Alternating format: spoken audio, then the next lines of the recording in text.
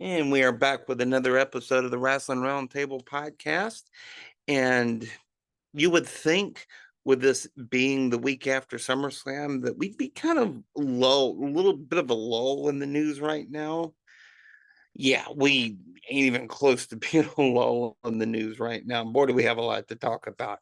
Ryan Hall and Dominique LaRue joining us as always. And Dom, um, big news coming out of the WWE pay-per-view world. Now, we knew that the contract that WWE had with Peacock was going to expire at the end of 2025, but we didn't think that ESPN was just going to drop a bombshell right in our laps, at 6 a.m. on a Friday morning or whatever it was. You're absolutely correct. You said the key word pay-per-view because now instead of it being a premium live event, as they used to say, which they still do say, but it feels like we're reverting back into the yesteryears of pay-per-view, where you had to pay to watch every premium live event. You were supposed to pay to watch every live event. Yeah, you're supposed to pay. Yeah, yeah, Keyword. yeah. But But um, we yeah, don't with the we, new we the new don't deal. we don't condone it, but still. No, absolutely not. No. We're not condoning anything that may seem sketchy on this show. Right. But um with this new deal, once again, as wrestling fans, we are excited about the deal because it's like growing up as a kid, you would have never imagined that WWF, WWE becomes as global of a product as it has been. But it sucks because now it kind of feels like back in the day where you had to pay. Like, granted, now we have these subscriptions and stuff, but um, you can't justify going from $7 to $10 with Peacock and then turning and going to $30 a month for 5 matches a month that may not even hit worth $30 worth. Like, I mean, that's why I don't watch AEW. I mean, pay-per-views. I watch, AEW periodically here and there, but like, Right, or the right. pay-per-views, I don't watch none of them. I mean, here's you know, here's the thing that I'm kind of looking at it in terms of like a business proposition. What they're doing, just to kind of fill in our listeners and viewers in on the details on this, ESPN is like a direct to something streaming service. I forget what the actual like name of it or like title of it is. Uh, This is like Direct to content, direct to what? the content DTC Direct, is okay, is called. DTC. Thank you. Um, and this is kind of like separate from their ESPN Plus service now. Or ESPN Plus is going to get folded in with this now. If it was just for and just kind of speaking selfishly here as a Southeastern Conference, as an Alabama fan here in the Northeast, if it was just WWE, no way in hell that would I spend $30 a month just on that. I mean, you know, even for like a 2-night event, like a SummerSlam or a WrestleMania, it just doesn't seem worth it. There are ways to watch this, but it just doesn't seem worth it for the $30 a month. But if you're able to, you know, if you're able to give me access, and I know I'm not the only one, but if you're able to give me access to, SEC network to be able to watch an Alabama game, watch an Alabama football game. I think our week 2 game is on SEC network. Um, you know, to say nothing of all the basketball games, like a Tuesday night basketball game that if I'm lucky, I'll be able to find like a bootleg stream on YouTube somewhere. Um, give me TikTok. that. give me that access. Give me that access, because if it is just for WWE, I gotta pass. And I'm a big I'm a big wrestling fan. I do a wrestling podcast, for crying out loud. But if the value's not there, it's not there. And $30 is not chump change. Not with today's economy, it's not. No, it's not. But to pick it back off of what you said, I mean, it got what we like to say a lot is make it make sense Thank you. because just for PLEs, it's not justifiable to pay $30 a month. But if you throw in the the SEC network, you throw in the UFC fights, you throw in like pretty much everything that ESPN has to offer for us, Right. what they offering on ESPN Plus, then you know maybe it's enticing. Maybe I will pay $30 a month then because it's more bang for my buck. But I can't see myself. And then plus with you know ESPN getting the Disney, they got Disney, and then they merging Hulu with Disney Plus. It's like why are you making it more hard on the common consumer to pay that much to watch a premium live event that's only happening once a month? Exactly. Yeah, exactly. And that's kind of the biggest problem that I have with this, because, to be clear, at least what they've said, and and just in my opinion, the PR rollout of this whole thing has been completely, you know, foobar. It's just a mess. But my understanding of it is that if you pay for an ESPN subscription through your cable provider, um, and even things like Hulu with Live TV, Direct TV, YouTube TV, and you know, Spectrum, or whatever you know, whatever you pay for, you get that included with your subscription, which I get. However, you should have led with that.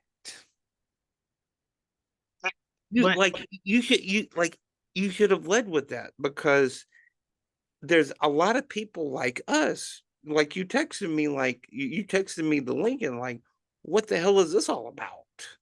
Because it made no sense when it first broke.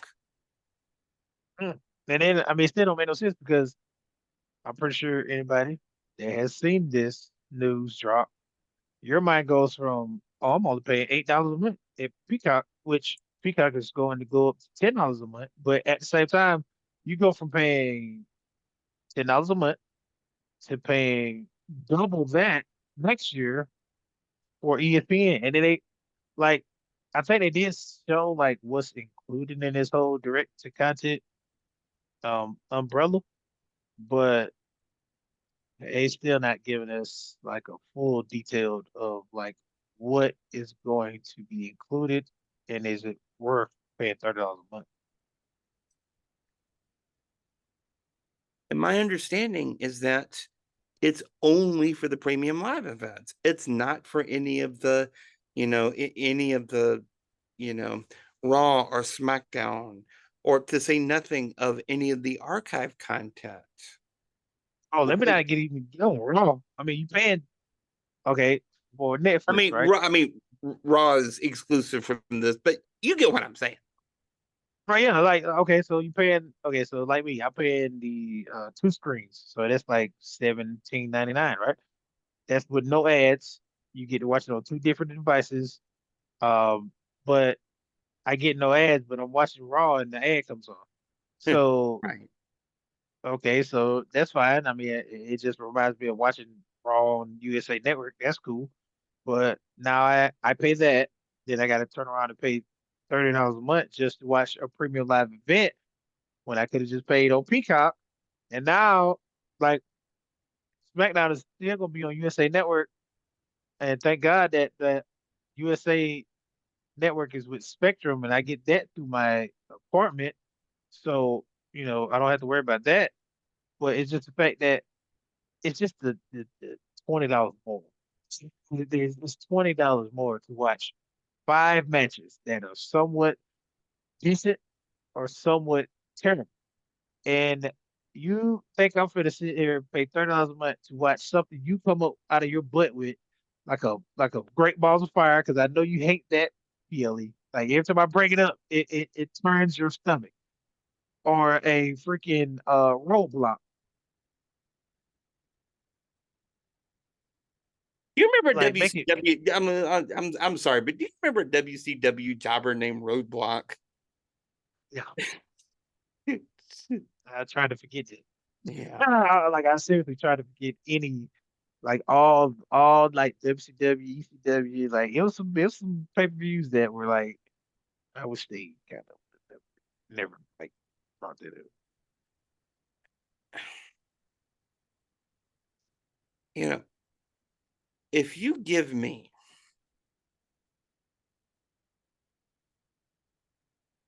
like I don't know if the number of matches, like I'm of the opinion that for these kind of B-level shows like Clash at Paris, for example, for like these B-level shows, 5 or 6 matches is good. If they're like if there's okay, this is the issue I had with AEW. The one time I paid for their pay-per-view, right? I'm watching the pay-per-view. There was two, maybe three matches there were fantastic. But my feeling on it is, why am I paying extra to see something I could watch on a regular Monday or Friday or AEW aspect Wednesday or Friday or Saturday? Because none of the matches, it was more like one-on-one matches or whatever, but it was no like no payoff to those matches or no. For when I say payoff to normal listeners, is more of like, okay, where's the story paying off in? Where's the ending? Right. Or what is added to the rivalry to make it more entertaining? So like, the Becky and Valkyra, right? Mhm. Um, we had a payoff. Like if Valkyra lose, she don't wrestle Becky no more for the IC title, something like that. That's understandable. But if we get a all right, Karrion Kross and um Sammy, right? Obviously, that was the last thing between them two. But it's like, why was this a regular match? Why it could have been no disqualification match? Why it couldn't have been a pipe match or something? But it was just like some regular old kickoff In match. in a Like cage. In a cage. NXT, yes. Like if I get matches First that make sense, blood. I mean, give us something yes. that's gonna blow this off. And we're gonna get to Karrion Kross here in a bit, but um I'm with you. I'm definitely with you because but if you're like just for example, like the one match, I think it's the one match that we have confirmed for Clash of Paris at the end of August is Logan Paul for crying out loud. Naomi. Remember Naomi and Naomi and Stephanie. Stephanie, yes. Now that one I'm actually looking forward to because that's going to be a great match. But Me too. Logan Paul and John Cena makes no sense to me. Doesn't, but only because John Cena got to make his appearance. John Cena is on his retirement tour. Obviously, we're going to watch it because this is the last run of one of the goats. So Right. obviously we're going to watch that because of that. But like, I am. I mean, hey, he is a. I know they don't want him. They don't want to say this, but he's a celebrity. Okay, point blank. Period. He didn't start off in the wrestling ranks. He came out of YouTube. So Logan Paul will always be an outsider fitting in to being a WWE superstar. He could be classified as a WWE superstar as much as he wants to, but he will always be an outsider. So it's an outsider versus the GOAT, point blank period. But yeah, the stories need to like the 5 matches on a pay, when they were doing, you know, 10, 12 matches on like one of these big blowout shows like a WrestleMania and have it end after midnight Eastern time. No, I'm not, I'm not feeling. But just like 5 random,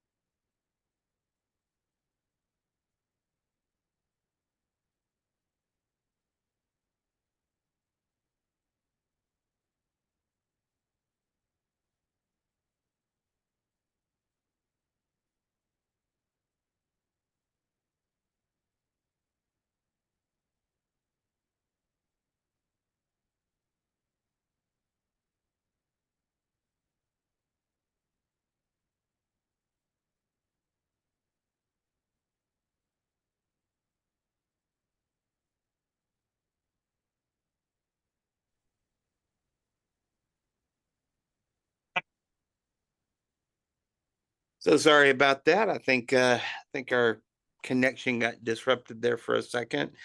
But before I was so rudely interrupted, I feel like if you're going to give us quality, if you're going to really like, you're not going to give like SummerSlam or WrestleMania or Royal Rumble quality on a Clash of Paris, but at the same time, make it worth the $30 a month. People, come on. I feel like something like that, like Clash of Paris. It's at Paris, so it should be like on the aspect of a SummerSlam or WrestleMania or Survivor Series even, because like stuff like that, especially with those type of crowds like overseas. Like at the end of the day, like I live in America, I love America, this that, and the third, but like our crowds ain't touching those crowds over there. Like Oh, please. they're That crowd's going to be big. yeah, that crowd gonna be stupid, and it's like it makes me jealous as a American because it's like that type of energy is different. Like I've been to some live events and I want to go to like a premium live event myself, and to be at something like that, it'll probably be life changing because like they are from the start of the night to the end of the night is no stopping of the energy. Like they are constantly in every match. Yeah. Yeah. I mean, I'm totally with you. Like, I would love to go to one of the like the WWE house shows that they have at Madison Square Garden around the holiday. But Yeah. you're saying that you want to go to a premium live event. Now, you know, with ticket prices like that, do you want to go to the premium live event or do you want to send your daughter to college? I mean, that's a decision you got to make, you know? Yeah, I'm definitely gonna sit my dog on the couch. Yeah. It's just that, yeah, like you said though, as we like to talk off air and on air about this, it's just the TKO aspect of it all has really changed. It's changed WWE for the good, but the bad is also there too. Like Yeah. it's become more money hungry than ever. I'm glad you brought that up. I'm glad you brought that up because, if we, and when TKO bought WWE a couple years ago, a lot of people were worried that they would do to WWE what they did to UFC, like make it just super kind of commodified, so to speak. And in a way, they're starting to do that because, you know, you're having these just random celebrity sightings every week. This random rapper that Michael Cole swears that oh, that's my guy right there. That's Metro Boomin, or whatever. Um, 2 Chainz. or Two Chains. Yeah, my guy Two Chains. Okay, I'll take your word for it. Um, but also, as you eloquently pointed out before we started recording, with the fact that you've started, like, the canvas is full of ads right now.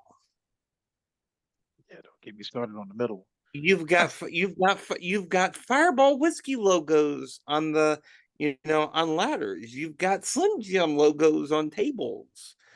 They're probably gonna start putting logos on the folding chairs.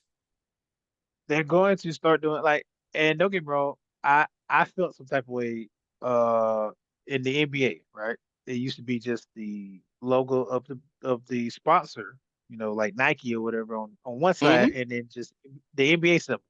But I forgot recently what years they started doing the others advertisement, but and it took a while for me to, accept it and not really let it bother me a little bit. But like they put the NBA symbol on the back and then put whatever brand that sponsored that team on this side. So it could have been like, Cash App, whatever the case would be on this one. So that was fine. WNBA, right? They got the team name, then they got the sponsors or whatever on their uniforms. Hell, if the NFL wasn't as big as it is, I'll be shocked if they gonna put a sponsor on the back of their jersey or on the front of it somehow. But Major League Baseball is doing the exact same thing. Most of the teams have, like a patch of an advertisement on one of the sleeves of their jerseys. And for the postseason last year, they started putting advertisements on hats and helmets. yeah, see, you see what I'm saying? Like it's getting ridiculous. And like I told you before we started the show, like I'm totally fine with the ads and stuff on just the advertisement being on the turnbuckle and whatever the case may be. But I'm like Gunther, like that ring is sacred. Yes, it It is. should not be a advertisement in the middle of that darn ring. I'm focused on the two people that are performing in that ring. And I don't give a darn that Logan Paul's drink is sponsoring WWE. I don't care about that. I don't even care about the bottle being on the side outside of the ring. I'm just worried about the two rings. I'm worried about Roman Reigns and Cody Rhodes fighting each other for the third time for that damn belt. I'm not worried about no darn drink, whoever the drink, whoever the product is. I'm worried about the two performers in that ring. Do it grinds my gear? Yes. But have I let it go? Yes. Because I'm more focused on the people that are performing rather than the people that are putting money just for their advertisement to be on that product. Absolutely. Absolutely. So just so I understand, banners around the ring, the turnbuckles don't bother you like the ribbon boards around the ring don't bother you. Even the like the what do they call it? The prime hydration station behind the announcer table. Right. But it's the fact that there's logos on the canvas. I feel you on that. I really do. Cause like, okay, you watching the basketball game, right? I'm watching the guys on the court, they're shooting I'm not focused on the floor, like I forgot which one. I can't remember the arena, but I know crypto, right? Crypto is the sponsor of what Staples used to be. So, they may have a crypto sign on the right in the middle of the hardwood floor towards the announcer's table or whatever. You can't see Right. that. I'm not paying attention. or they have little things on the announcer table that rotates in and out about like Disney Plus or whatever the case may be. I'm not studying that, but if you put a label right on the forehead of a player or on the headband or whatever the case may be, it's just like, come on, man. All right, I get it. Like Wingstop, like, oh man, I'm watching the game. Let me go get some Wingstop. Like, I'm not focused on that. I'm focused on the game. Like that's the whole purpose of me hurrying up, getting off work, trying to get home, get showered up, get in my zone where I can just relax and watch the product that's on TV. Again, you know, being a baseball fan, they're just doing that on the field. Like there's like you've got, like the signs behind home plate. You've got the signs around the stadium on the scoreboard on the outfield fence. I get that, but like painting a logo of, you know, Piedmont Hospital or whatever on the Braves field, it don't sit right. Right. And don't get me wrong, you know, we all gotta get paid by somebody. Of course. And if a sponsorship wanted to sponsor us, by all means, I'll wear the product on my shirt. I'll put a fucking hat on or whatever the case may be. But Right. at the same time, like I want to watch the product that y'all are paying to use as an advertisement for your stuff. So Yeah, can we exactly. please not like water the product down by putting your stuff on the product? Yeah. Like it's I getting to a mean, point now where Cody Rose might come out and wear a damn what's that whiskey? He sponsors on he's on the ad for. Wheatley vodka. Yes, the day he comes out and he got it on his pants. Oh yeah, we pretty much. I mean, but you've seen the side of his tour bus. It's got a giant Wheatley vodka logo on the side of his bus. I mean, he has a logo on his neck. He's advertising himself on his neck. Yeah. To be fair, though, to be fair, if Wheatley Vodka wanted to sponsor the Wrasslin Roundtable podcast, you could put some Wheatley in that water bottle. I could put some Wheatley in my glass. I mean, come on. Yeah, I Or, mean, I think or I that'd be mean, awesome. That'd be a, I mean, I that'd be an awesome episode to be on some weekly, you know, vodka. hell yeah. But yeah, this whole, there's still details coming out about this whole ESPN thing, and right now it just don't sit right. It just absolutely don't sit right. Um, Oh, all I got to say I about think. this is you remember how much grief I used to talk about how often Michael Cole had to do the WWE network for 9.99 promo like Oh 50 yeah, times an episode. I miss that. I miss paying $10 a month to be able to see the WWE network, to be able to, to be able to know which app I need to pull up on my TV. Because right now, or just to watch the I still call them pay-per-views, but just to be able to watch that. But at the same time, if you're, like sometimes I may want to, if I'm just like completely bored, I may want to pull up you know, an old WCW Monday Nitro episode from 1997. You could do yeah. that on Peacock. You could do that on WWE Network. You're not going to be able to do this on this ESPN thing. Like I pray that we can because it just doesn't make sense to go from like you said 9.99 and get more bang for your buck. Like you can go through whatever time you can remember of a match that was your Yeah. favorite back in the 80s, back in the 70s, whatever, on WWE Network for $10 a month. But now you finna pay $30 a month for a premium live event. That's it. Not a library of all the previous ones beforehand, or you know WWC, WCW, excuse me, or hell FCW, or whatever the case may be. But I'm finna pay $30 a month just to watch uh night two of SummerSlam where we had to watch freaking Jelly Roll get frog splashed through a table. Yeah. And I would like to point out that I have respect for Jelly Roll because he is a true fan. He did go through the trials and tribulations of being a superstar. And I did hear reports. I saw a report that Jelly Roll wanted to be different because if you go back at all the celebrity matches, every celebrity has won a match. Jelly Roll wanted to be different. He wanted to lose the match Yep. because you know everybody thinks that celebrity match, the celebrity was always gonna come out on top, and that's not the case. He wanted to be as real as possible. So he has definitely got my respect out of all. I mean, I give Bad Bunny props. Brad Bunny has done great as a celebrity wrestler. Logan Paul, God forbid me even saying this, but he has proven to me that he is a WWE superstar, but he will always be an outsider to me because he didn't come up like all the WWE superstars. Right. I I mean, mean, he didn't. yeah, he put, He didn't put your come up. body on the line, Yeah. but that's it. Yeah. Absolutely.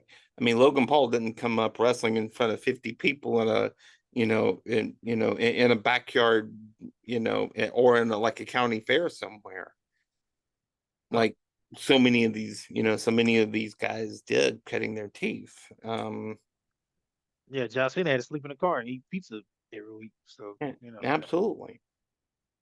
The Rock had his $7 moment. So I mean, right. most of these guys are gonna have, are gonna have those moments where you're paying your debts, where you're paying your dues, and putting your body on the night after night after night. And not everybody, and no disrespect to Cody Rhodes, but not everybody has a Hall of Famer for an old man, you know? Or Hall of Fame family as a safety blanket. Exactly. Exactly. So yeah, we're gonna, we're probably this is probably not the last time we're gonna talk about this whole ESPN thing. No, but it's definitely going to be the start of something interesting towards the end of 2025 because as we're on the long road of, well, not even a long road, it's very short now. The short road of the GOAT's retirement, um, you know, retirement, what, ride? The Right. run, retirement run. It looks like it's going to be a retirement run for a lot of WWE fans or when it comes to PLEs. So, Which is really unfortunate. Which is really unfortunate. yeah. On to some lighter news.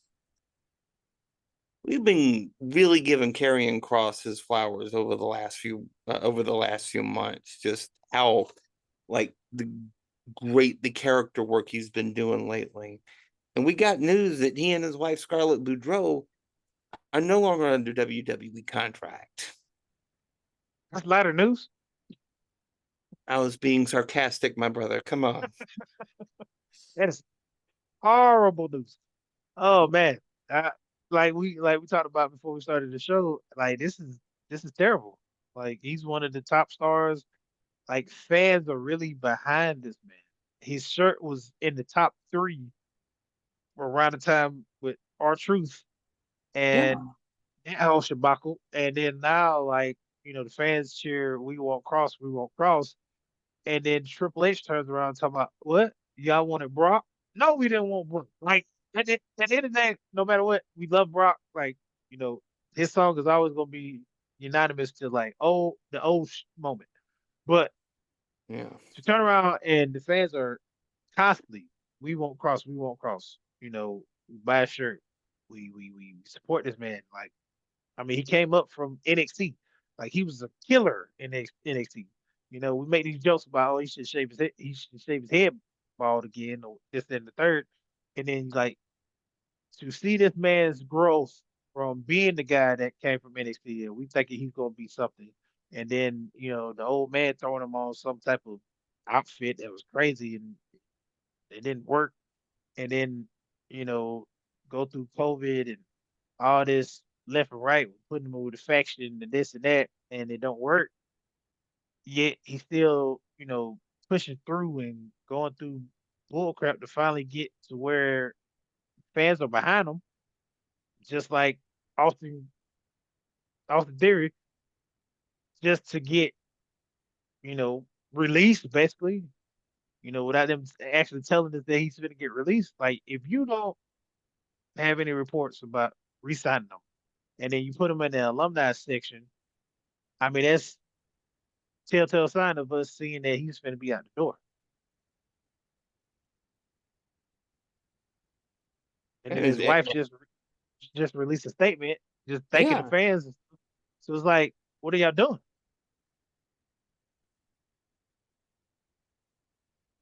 Like, what are y'all doing? I couldn't tell you. And it's I, it's it's like I talked to you about this, and like, granted, WWE has stars. They do. They have stars in the making. They have stars coming up.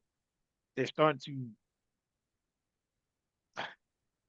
they're starting to kind of catch fire, but in my eyes, they're not catching that necessary fire, like a general, like, we want this person.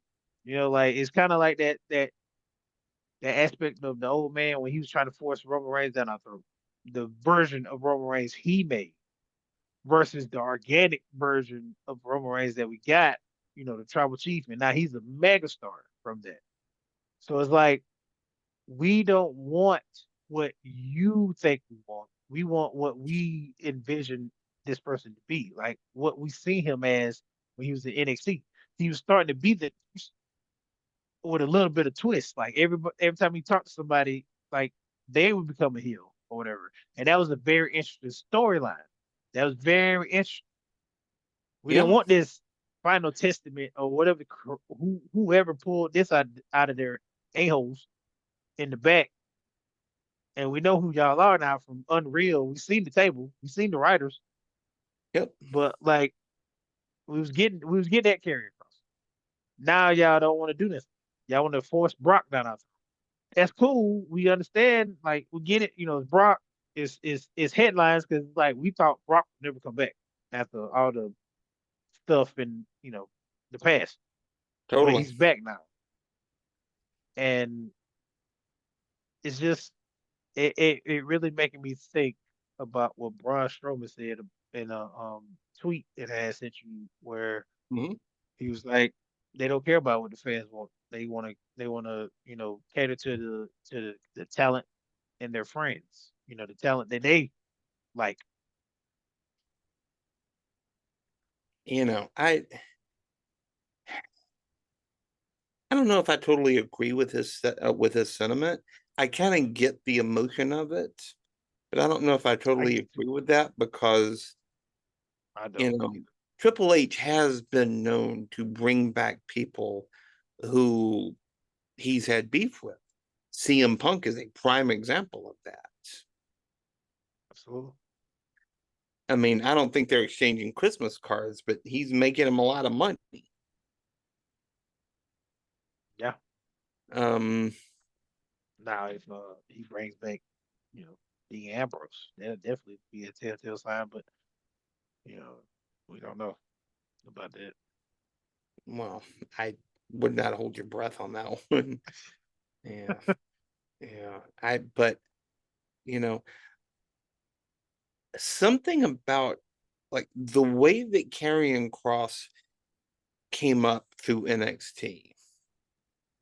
The man was a killer. He had a badass look with the shaved head. He was a killer. But this whole kind of cult leader thing, at first, it didn't work, but it started to catch on. It started to catch fire. And do they, I mean, the man just released a book that they have advertised on WWE TV. why wouldn't you want to keep that around? Why wouldn't you want to keep somebody like that around? To say nothing of the fact that he's still a hell of a hand in the ring. I don't like I'm not understanding this whole thing one bit. It's like that. Um, what is I can't even think of saying now, but it's like WWE is this big machine, and you know they kick out they kick out a superstar like Karrion Kross. They feel like they could just make another Karrion Kross, or they could feel like they could just throw out whoever, and they become a big star. And I get the vision they have, but at the same time, like I said, we what makes WWE run. So if we don't believe, like John Cena said, Austin Theory, I mean, we can see right through you. Yeah. Number one, you being with this man ruined your career. Like that off rip just killed your career before you even started because you was already a good talent in NXT with Johnny wrestling and everything. And then when you came up, obviously you're green or whatever with the fans who aren't familiar with NXT. But you being paired with this man, oh, you finna be another Roman Reigns, basically. You finna be that guy that this man's pushing every single week for us to like you, for us to hate you, eventually like you. But that wasn't the case. Like we're going to hate you, like whether you're with Vince McMahon or not. Yeah. No, that's a that's a really good point because Austin Theory, we both said it. If they repackage him, he could be one of the biggest stars in the company.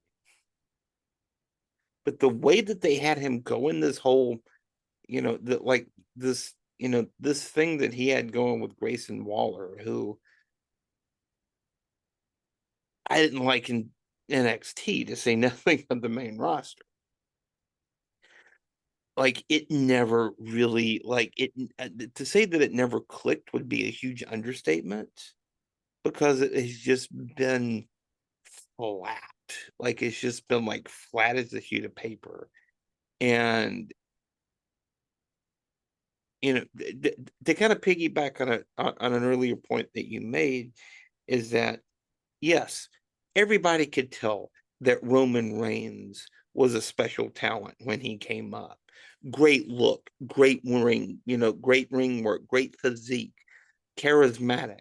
But the way that Vince pushed him made us despise him. But until he was able to kind of branch out, do his thing with Paul Heyman, become the tribal chief, that's when he became the biggest star, one of the biggest stars in the game. And I think they could do something similar with Austin Theory because he's got all the skills. He can go in the ring. He's got great mic skills. He's got a great look. He's got a great physique. He's got all the skills, but they got to package it right. It's like that. It's basically the Paul Heyman effect, right? Those three guys in the ring that we see on Raw. Seth is already established Hall of Famer, so he don't need Paul Right. Heyman. He needs Paul Heyman to get to that megastar level. Like Seth Rollins is a star, but in order to get to the megastarness of it all, in a sense, yeah, he needed Paul because he was always gonna be the second tier guy behind Roman Reigns. Now he's really going to become the guy, like the heel. Um, Cody.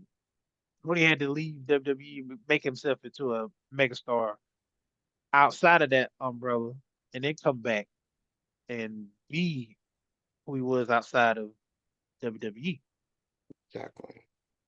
But like lightning don't catch you can't catch lightning in a bottle twice. I mean, like Drew done it, obviously Cody done it, But how many times if somebody gonna go leave WWE and then come back and be a megastar like that? It's not too often. Yeah, and that's kind of that's a problem. That's a problem because as we were talking about before we came on the air, the men's roster especially has kind of an age problem right now because most of your main stars are in your 40s. Yeah. You know, yeah, just looked up Karrion Kross is 40. You know, Brock Lesnar is like what 46, 47. John Cena's my age, he's 48. Cody Rhodes just turned 40. Seth Rollins is pushing 40. Who do you have coming up behind them to be able to take the mantle for the next 10 to 15 years? Jacob Fatu is a good example. Braun Breaker is another good example. Um, you know, the Usos, Jay and Jimmy, neither one of them are spring chickens in this game. Mm. Um, I mean, obviously, as far as the women aspect, you got the Rheas and the Jades and the Stephanies, but like, yeah, you know, it's top heavy. It's not very like spread out like yeah, how um in the Attitude Era, obviously you had those pillars of the company, and then like once they left, I mean, we had to go through a rough patch to get to the Edge and the Eddie Guerreros and the Chris Benoit's and all them. But some of right, them guys were already established from different productions. So it's like yeah, promotion, excuse me. So like, are we going to have to go through that again, or what? yeah, exactly. I mean, and yeah, like you bring up a good example of the Attitude Era, like Stone Cold Steve Austin was never the same after Owen Hart dropped him on his head on that with that pile drive. Oh, And his knees ended up being shot. So we don't know how much like the wear and tear got to him, especially as he got later on in his career. Shawn Michaels is another great example. When he took that nasty bump through out his back, he was out of the game for years. Who right. knows? Like was some of the like the higher risk aspect that some of these guys have, like a Jacob Fatu. That guy's 280 pounds doing moonsaults off the top of a steel cage. You got to get that absolutely perfect, or else you're gonna fall on your head. I mean, How often is that going to ruin your back and your knees and you know, your torso, all that? I mean, because it takes a lot of power and agility to keep doing it on a regular basis. 365, well, not even 365 days anymore. I mean, they got a somewhat of a lighter schedule, but like right, that's a lot of man flipping on that turnbuckle yeah, three nights a week. don't forget Hulk Hogan was working 400 nights a year, but Yeah, I mean, yeah, but his math needs to be steady, but yeah. Um, but like I think I forget where I saw this, but I saw a quote from Cody Rhodes when he talked about how short a time somebody has at the top of their game because he believes like his dad kind of preached to him and he's believed it that you don't really get good at pro wrestling, like elite at pro wrestling, until you've been doing it for 12 to 15 years when you're and by that point you're going to be in your late 30s. Cody Rhodes just turned 40 years old and he's been at the top of his game for since what was it, WrestleMania 30 38 or whatever it was. when he came back from AEW.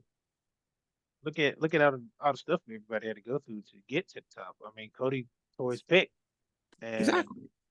he had to come from for that. And if it wasn't for him, being as resilient and as badass as he was to go through that match with that torn pec, I mean, who will we even be talking about Cody Rhodes the way we talk about Cody Rhodes right now?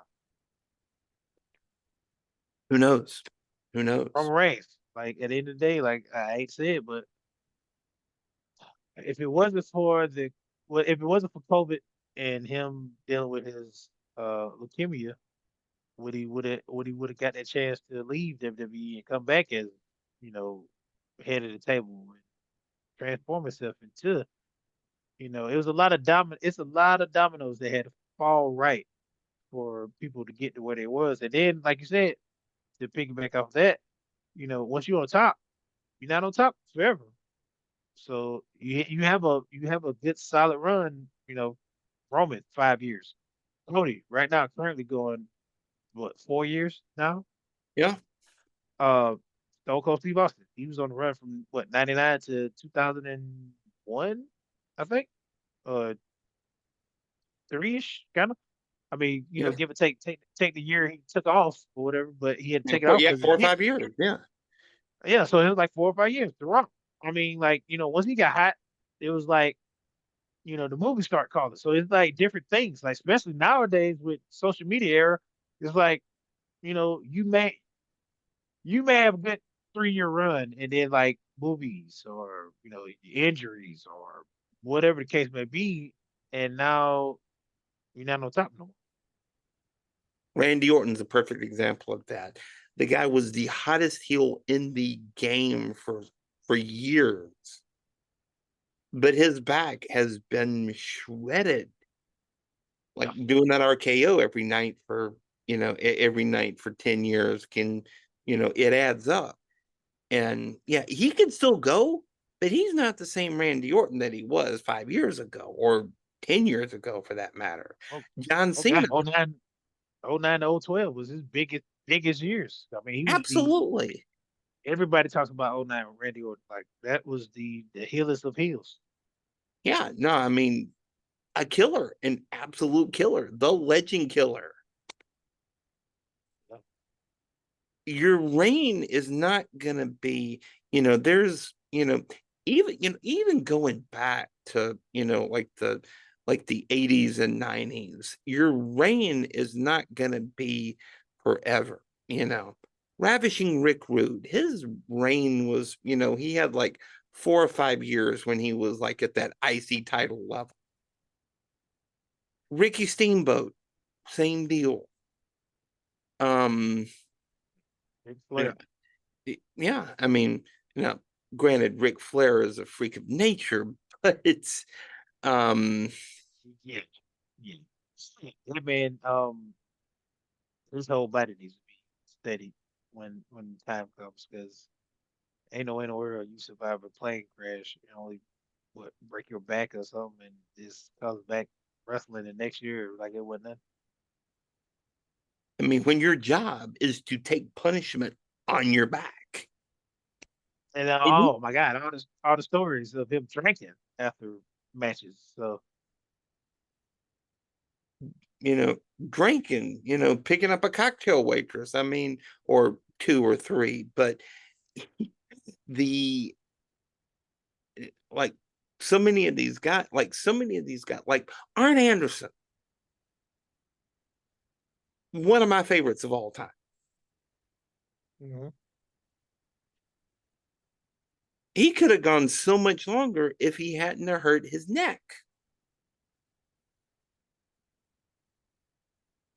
You know, Davy Boy, it's another example. He hurt his back. He was never the same. He also got hooked on, God knows what.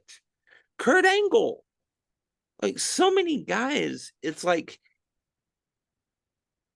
you may be at the top of your game for so long, but you're just one bad bump, or you're just one tweaked knee, or you're just one, you know, botched pile driver away from never being the same again.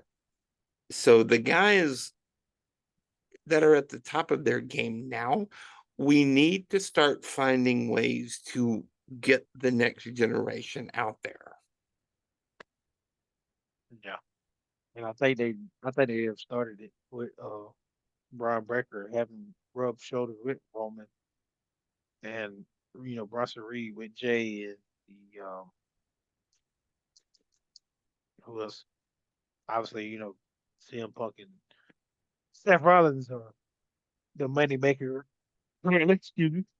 Currently with the bad blood they have, but Rhea obviously is taking a step back and letting Io Sky fly a little bit.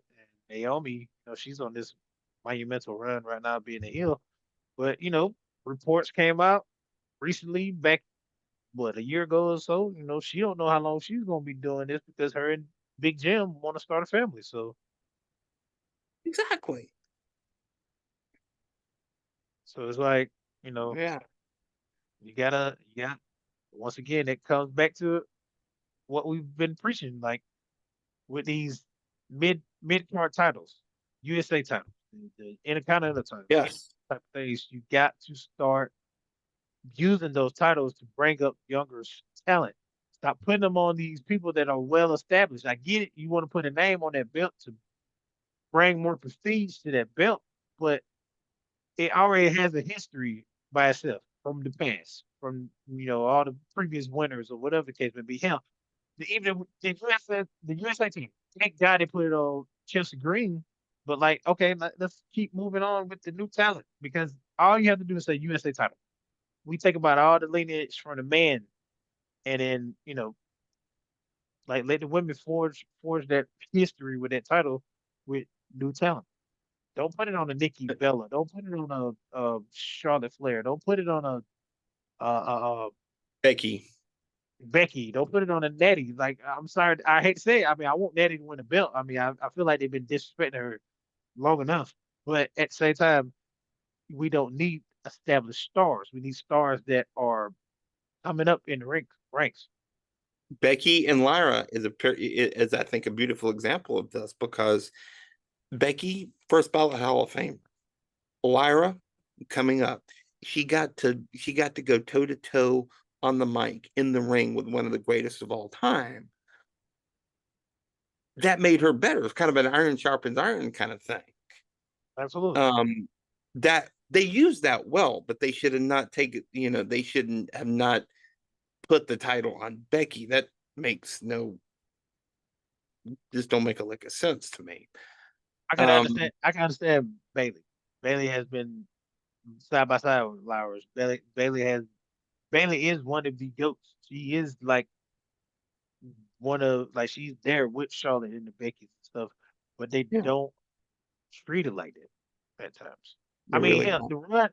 the run she had with Sasha during COVID should speak volumes because them two was the most despised women on the roster, and they played it well. Yep. Yeah, no, they played that. They played that very well, and yeah, that's probably the biggest issue that I have going on with WWE right now is that you're not really you're not really using your farm system, so to speak, to the best of that to the best of their ability.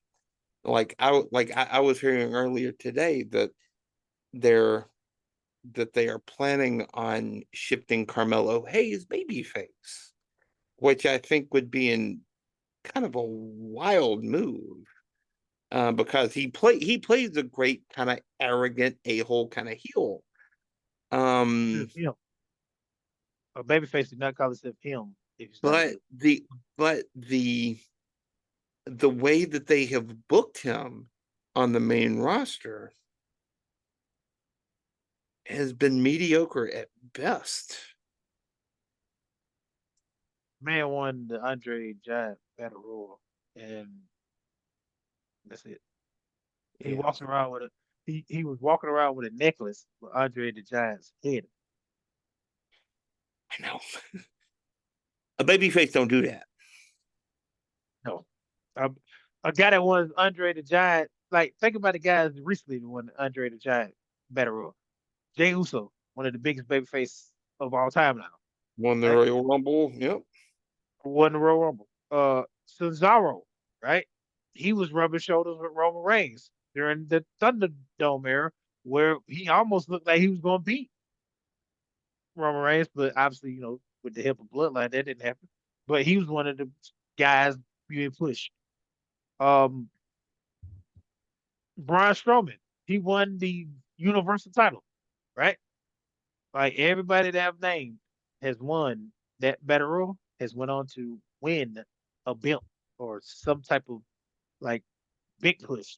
Carmelo won the belt, and he's backstage rubbing shoulders with the Cater, having these uh, promos with the Miz. Trying, and I swear to God, I hear another um, what he like. He's still trying to push that. We are Miz and Carmelo, and we are all Sim. Oh, God, I was hoping you wouldn't say that. And if I hear that one more time, I am going to throw, not my TV, but I am going to throw something very soft at my TV because I am sick and tired of hearing that. That is, men have had some corny lines before, but that's about the corniest one of all.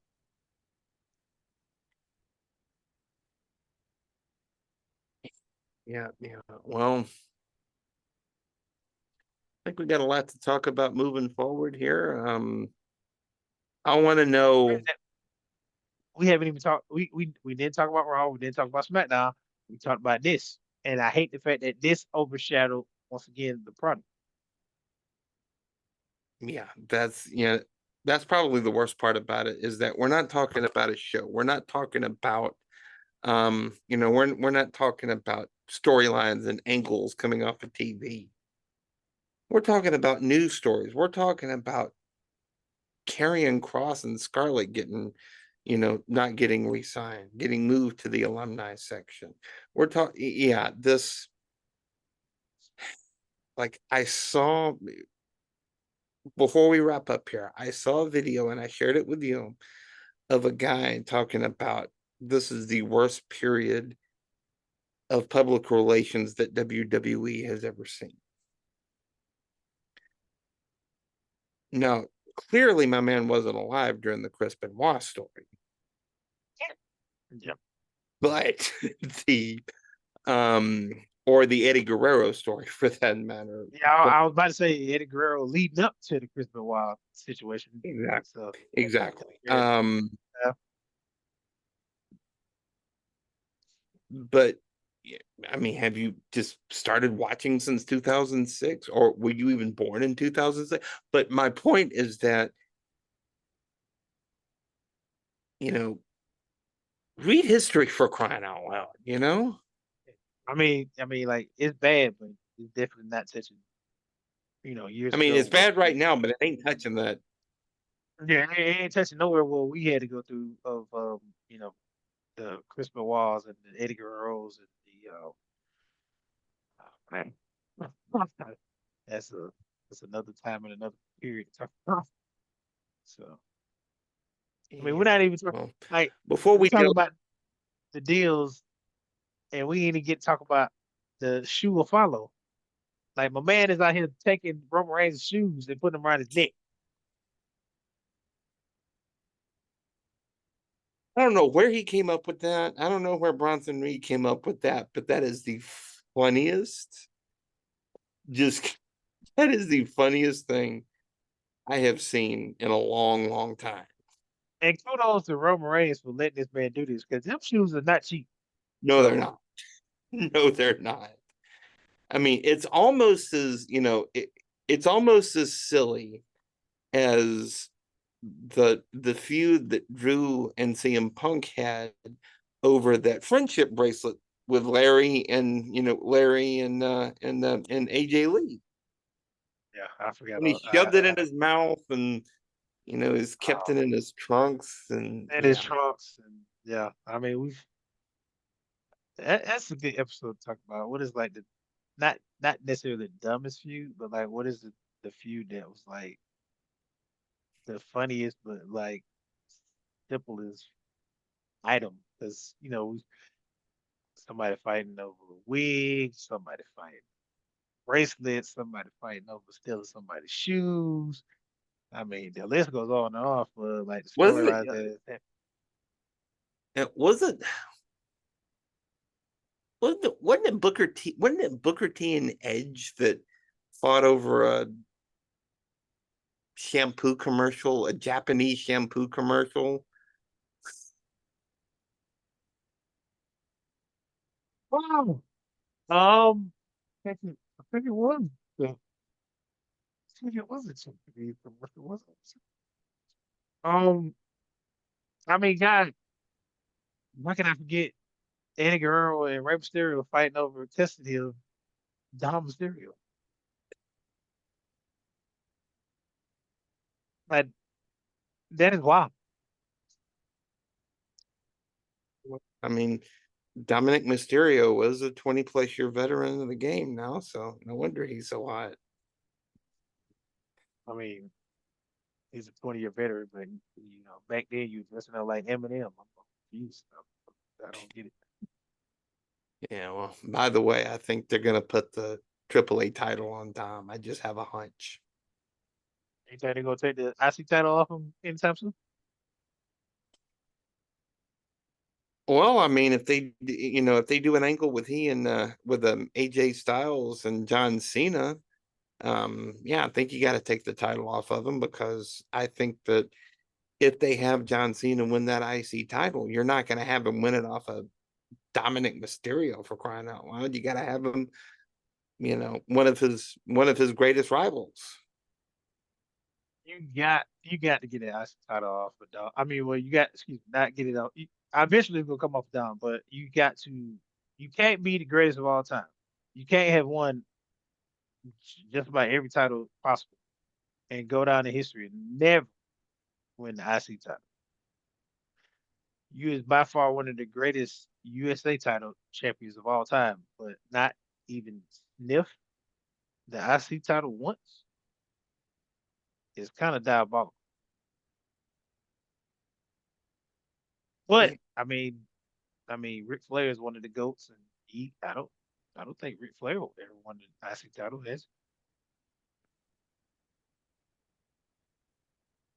Or did he? I don't think he did. Yeah, Mm. I don't I think mean, he did. I don't think Booker T ever won the IC title either.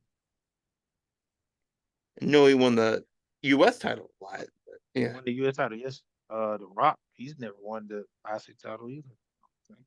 Wait, no, not the IC title. Excuse me, sorry.